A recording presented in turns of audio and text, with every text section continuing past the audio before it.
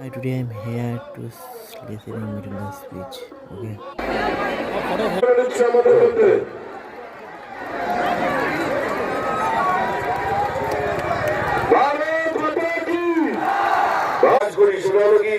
সবার হাতে দেখছি ফোন। ফোন মানে কিছু করার, ফোন কথা থেকে আর বেশি কথা করতে বলেন না, ওই বসে বসে কি দেখেন, তারপরে ফটো তোলেন। তাকে আমি ফটো তোলার কাজটা করে নিই। চলো ভাই ফটো তোলো, তোলো।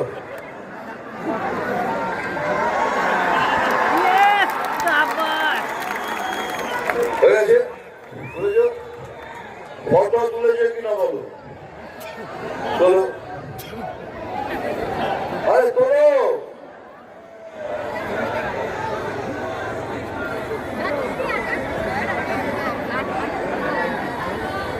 এবার তোমরা তোলো, তুলুন তুলুন, ছবি তুলুন। ক্যামেরা কিনেছেন, টেলিফোন কিনেছেন, এবার তোমরা তুলো না। এই যেখানেই যাই একটাই প্রবলেম, এই মেয়েরা পেছনে বলে যাবে চশমা খোলো, চশমা খোলো। আরে আমি জানি তো আমার চোখ দুটো সুন্দর, আমি জানি। আচ্ছা নে বাবা দেখ,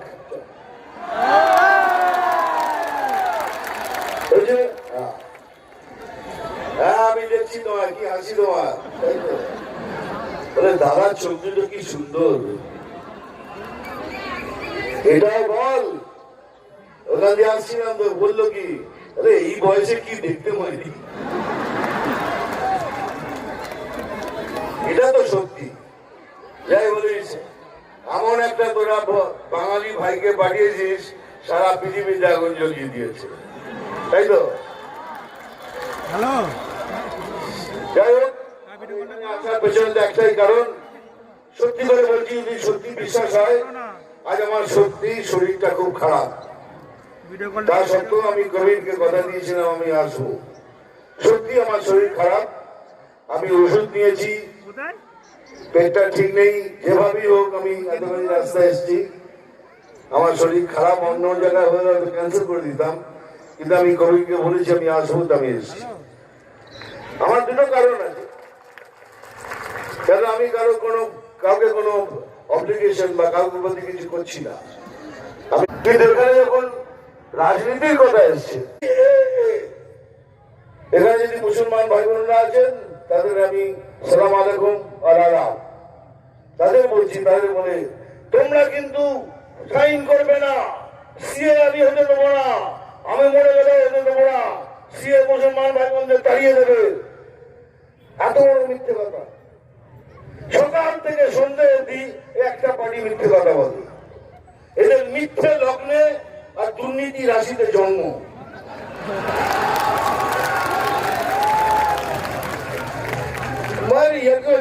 মিথ্যে লগ্ন আর দুর্নীতি রাশিতে জন্ম। সকাল থেকে সন্ধ্যাবেলা মিথ্যে কথা বলতে পারে, বলে যাচ্ছে তোমাদের তাড়িয়ে দেবে। আরে সিএএ নাগরিকত্ব নিয়ে নেবার কারণ নয়, এটা নাগরিকত্ব দেওয়ার কারণ। আমি তোমাদের মিঠুন চক্রবর্তী, তোমাদের ছেলে ভাই বন্ধু, দায়িত্ব নিয়ে বলছি, যে নাগরিকত্ব দেবার কারণ এটা। বলছে তোমাদের কেড়ে নেবে, সব কি কেড়ে নেবে? আপনার কাছে যদি আসল আধার কার্ড থাকে, কেন আসল আধার কার্ড বলছি, কেন এই পার্টি পয়সা দিয়ে সব জালি আধার কার্ড বানিয়ে দিয়েছে, সেই জন্য বলছি। যদি আপনার কাছে আসলি আধার কার্ড থাকে, আমি দেখবো কি আপনাকে পশ্চিমবঙ্গ থেকে তাড়ায়। আর যদি তাড়ায়, আপনাকে ডাকেও, আমাকে ডাকবেন। আমি কাউকে চিনি না, আমি মনুষ্যত্বকে চিনি, মানুষ চিনি, আমাকে ডাকবেন। আর এই মাটিতে থুতু ফেলবেন, আমি সেই থুতু চাটবো। এত বড় কথা বলে দিলাম। আমি জানি সব মিথ্যে কথা, খালি ভয় দেখাচ্ছি ওদের। এই 10 বছর ধরে ভয় দেখিয়েছে, এই করে দেবো, ওই করে দেবো। আজ মুসলমান ভাইরা পশ্চিমায় হাত দিয়ে বলুন, আপনারা পেয়েছেন কিছু? পাননি, আর আগেও পাবেন না, গ্যারান্টি দিয়ে বলছি। এগুলো সব মিথ্যে, 1 নম্বরে মিথ্যাবাদী পার্টি এটা। তারপরে কি দেখছি, 100 দিনের টাকা দিচ্ছে না, 100 দিনের টাকা দিচ্ছে না। কে টাকা দিচ্ছে? বিজেপি এই টাকার মালিক। কে টাকা কে দিচ্ছে না? বিজেপি দিচ্ছে না। এটা কি বিজেপির টাকা? আপনার আমার সবার ট্যাক্স পেয়ারের টাকা। বিজেপি কি করবে? সব মিথ্যে কথা। বিজেপি কারো পয়সা উঠতে পারে না। এটা কে রুখেছে? ক্যাগ, CAG ক্যাগ বলে একটা সংস্থা আছে। সেই সংস্থার কাজ হলো সমস্ত রাজ্যের পয়সার হিসেব রাখা। তারা সেই হিসেব থেকে পাস করে এবার মহারাষ্ট্রতে রাজস্থানে এত টাকা দিন, কিন্তু পশ্চিমবাংলার সময় লিখে দিয়েছে এদের কোনো হিসেব মিলছে না, এদের এখন কোনো টাকা রিলিজ করবে না। পরিষ্কার এইটা হলো সত্য। বিজেপি লেখেনি, কাদের বলুন?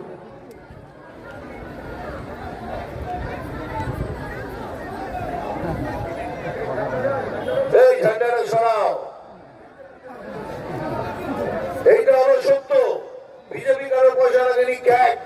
ক্যাগ রিপোর্টে লিখেছে পশ্চিমবঙ্গের কোনো টাকার পয়সা মিলছে না, এদের এখন কোনো টাকা রিলিজ করবে না। এবার যেমন চুপ, ও দাদা, আরে তুই নিজে বলছ, আরে তুই নিজে বলছ। এবার একটু শুনুন, টাকার হিসেব তো দেয়নি। কত লক্ষ টাকার হিসেব দেননি? 1 টাকা, 1000 টাকা, 1 কোটি টাকা, 1000 কোটি টাকা না, 2,30,000 কোটি টাকার হিসেব দেয়নি পশ্চিমবঙ্গ। 2,30,000 কোটি, এক হাত পয়সা নয়। সে পয়সা মনে গেল কোথায়? কোথায় গেল?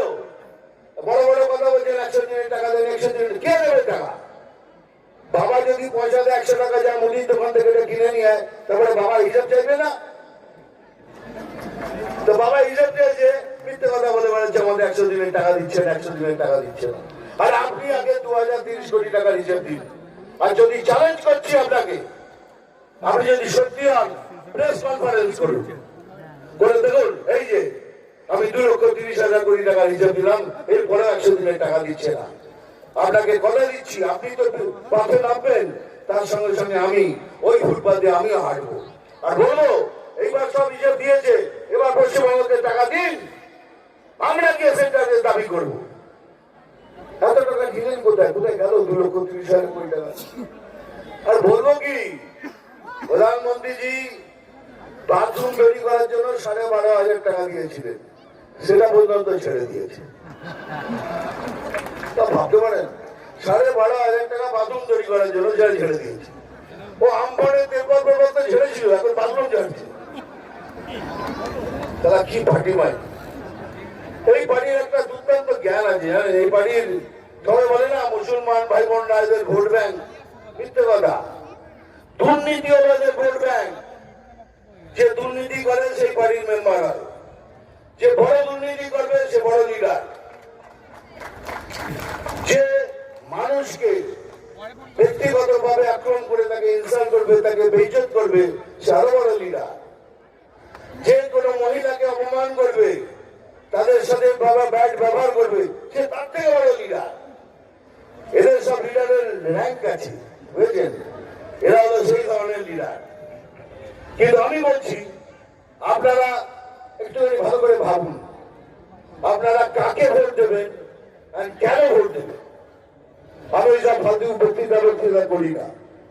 আপনি নিজের মনকে জিজ্ঞেস করুন, ঠিক ভোট দেওয়ার আগে 5 মিনিট ভেবে ভোট দেবেন।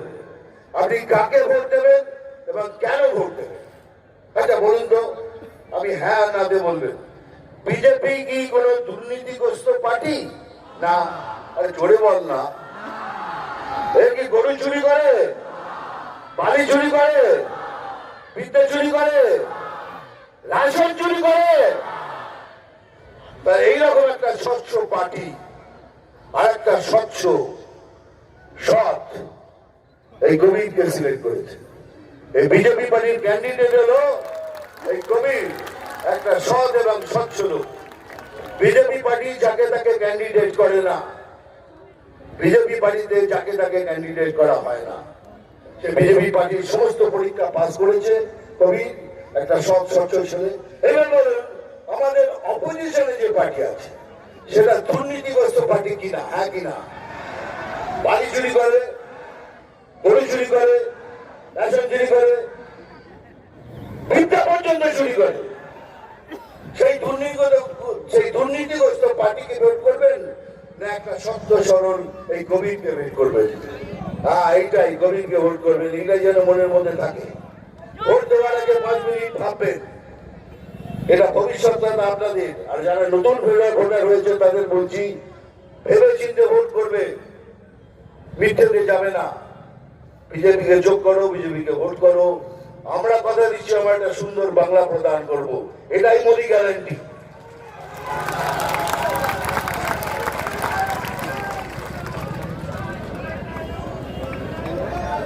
আরে হ্যাঁ, ডায়লগ বলবো। দাঁড়া, এই ডায়লগ বলে তো লাস্ট টাইমে ডায়লগ বলেছিলাম, আমার ভোট কেস করে দিয়েছিল।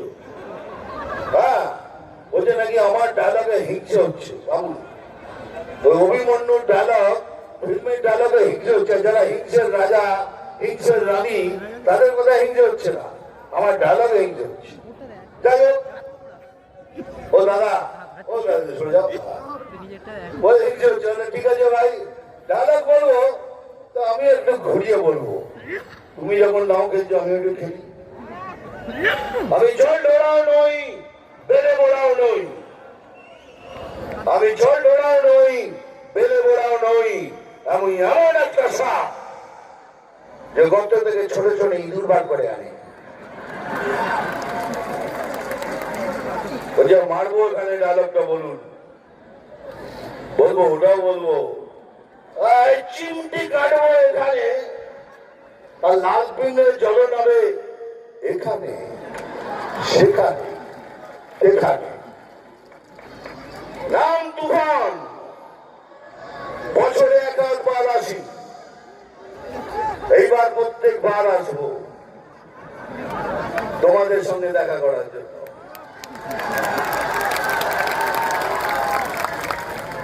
যাই হোক, আমি খবর শুনি না, আমি খবর দেখি না, আমি শুধু খবর তৈরি করি।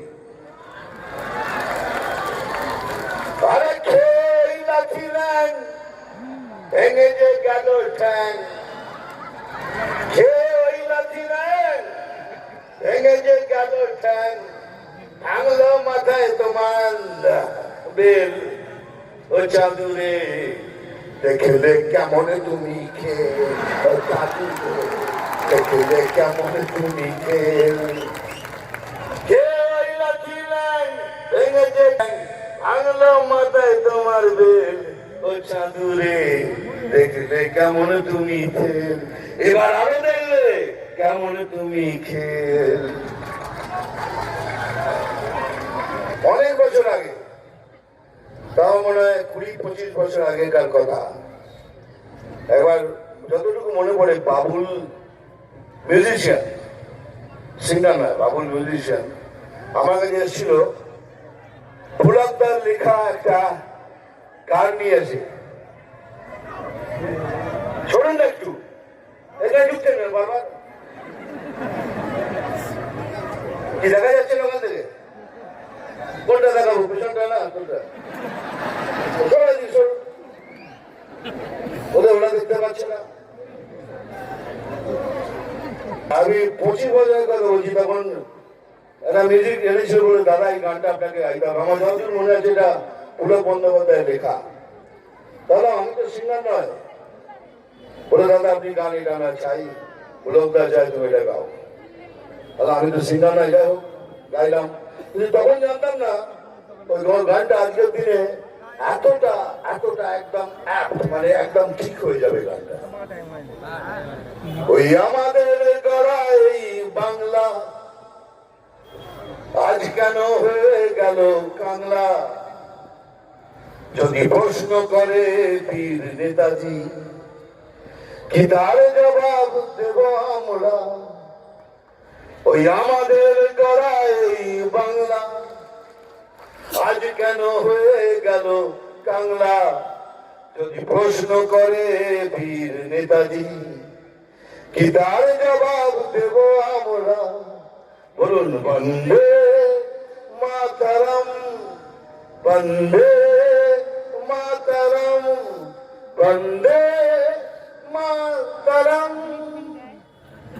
এই এই গানটা আমি জানতাম না যে আজকের দিনে এরকম হয়ে গেছে। আজ 25 বছর আগে প্রহ্লাদ লেখা এই গান। যাই হোক, আমার বলছি একটা কথা, 5 মিনিট আগে থেমে ভোট করবেন। কি একটা দুর্নীতিগ্রস্ত পার্টিকে করবেন, একটা দুর্নীতিমুক্ত সৎ স্বচ্ছ এই কবিকে ভোট করবেন। এটা আপনাদের দায়িত্ব। কবিদের মতো লিডার এখন এই সমাজে দরকার। কি বলবো বলুন, দুঃখ তো হয়। আমি যখন কখনো কখনো দেখি আমাদের অপোজিশনে যিনি আছেন, দুর্গা মায়ের পুজো করেন, চোখ দিয়ে জল পড়ে। কিন্তু যখন দুর্গা মায়ের স্বামী সর্বেশ্বর মহাদেবকে কটু কথা বলে এত অপমান করা হলো, তার মুখ দিয়ে একটা প্রতিবাদ শুনি না, চোখে জল পড়েছে। অথচ আমাদের আরাধ্য দেব মহাদেব, তাকে এত বড় ইনসাল্ট করা হলো। আমি নিমতলা শ্মশানের দিকে যাবেন তো দেখবেন গলির মধ্যে একটা 10 ফিট শিবলিঙ্গ আছে। আমি 45 মিনিট ধরে ওই প্রভুর ম্যাসাজ করতাম, জল না খেয়ে, বিনা জল স্পর্শ করে। আমি তখন যখন ভেবে কেঁদেছিলাম, কি আপনি আমার ভোলেকে কেন অপমান করলেন? আমরা তো আপনার কাউকে অপমান করি। তারপর আরেকজন আছেন সদস্যা, তিনি আমার কালী মাকে, আরাধ্য মাকে বললেন উনি মদ খান, মাতাল, কিন্তু এনার চোখে এক ফোঁটা জল পড়লো না। কি অদ্ভুত ভালোবাসা আমাদের। সে বললাম, সত্যি আমি হলাম অভিনেতা, আমি জানি কি করে সত্যি করে কাঁদতে হয় আর কি করে নকল কাঁদতে হয়, সব আমি জানি। আজ 50 বছর ধরে অভিনয় করছি। এর থেকে আগে বলবো না, কেন ওটা ব্যক্তিগত আক্রমণ হয়ে যাবে, সেটা বলবো না। কিন্তু আপনারা বুঝে নিন, এই লোকটা দাঁড়িয়ে রয়েছে, এর জন্য আমি গ্যারান্টি রইলাম সৎ এবং স্বচ্ছতা। ভালো থাকবেন। বলুন আমার সাথে একটা জোর করে বলুন, জয় শ্রীরাম। জয় শ্রীরাম। পেছনটা শোনা যাচ্ছে না, পেছনে একসাথে জয় শ্রীরাম। জয় শ্রীরাম। জয় হরিনাবাদ। ভালো থাকবেন, আবার আসবো আমি। Thank you very much.